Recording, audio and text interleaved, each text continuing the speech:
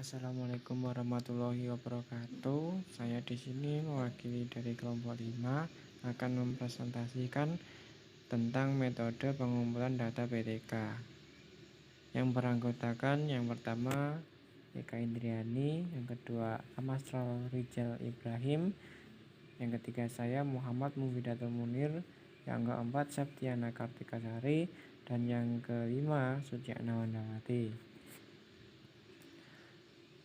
Yang pertama dari metode pengumpulan data PTK yaitu observasi, yang kedua wawancara, yang ketiga dokumentasi, yang keempat tes, dan yang kelima hal-hal yang perlu diperhatikan dalam pengumpulan data pada penelitian tindakan kelas.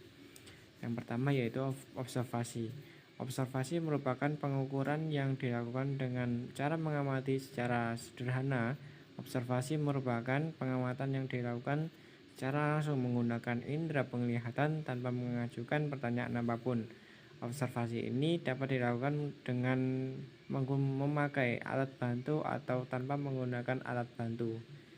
Observasi dapat dibedakan menjadi dua bagian, yaitu observasi terstruktur dan observasi tak terstruktur. Yang kedua yaitu wawancara. Wawancara merupakan suatu percakapan yang dilakukan oleh pewawancara untuk memperoleh informan dan dari terwawancara atau narasumber maupun informan. Ada beberapa jenis atau bentuk wawancara, diantaranya wawancara terstruktur, wawancara semi terstruktur, wawancara tidak terstruktur, wawancara informal, dan wawancara formal. Yang ketiga yaitu dokumen. Dokumen dibedakan menjadi 4. Yang pertama yaitu dokumen arsip, yang kedua catatan harian, yang ketiga catatan lapangan, yang keempat jurnal harian atau jurnal lapangan. Yang keempat, tes. Definisi tes ini merupakan salah satu instrumen pengumpulan data untuk mengukur kemampuan peserta didik dalam aspek kognitif maupun tingkat penguasaan materi yang telah diajarkan oleh seseorang pengajar. Kriteria instrumen tes adalah hendaknya kita memiliki tingkat validitas, dapat mengukur apa yang hendak yang diukur, dan mempunyai tingkat reliabilitas berupa memberikan informasi yang konsisten dan kevalitannya teruji. Jenis-jenis tes berdasarkan jumlah pesertanya ada 2, yaitu tes kelompok. Tes kelompok ini dilakukan terhadap beberapa siswa atau peserta didik secara bersamaan. Yang kedua, tes individual. Tes yang diberikan kepada peserta didik untuk perorangan guna mengumpulkan data sesuai apa yang telah direncanakan sebelumnya. Perencanaan tes mempunyai 6 hal yang harus diperhatikan dalam perencanaannya. Yang pertama, pengambilan sampel dan pemilihan butir soal.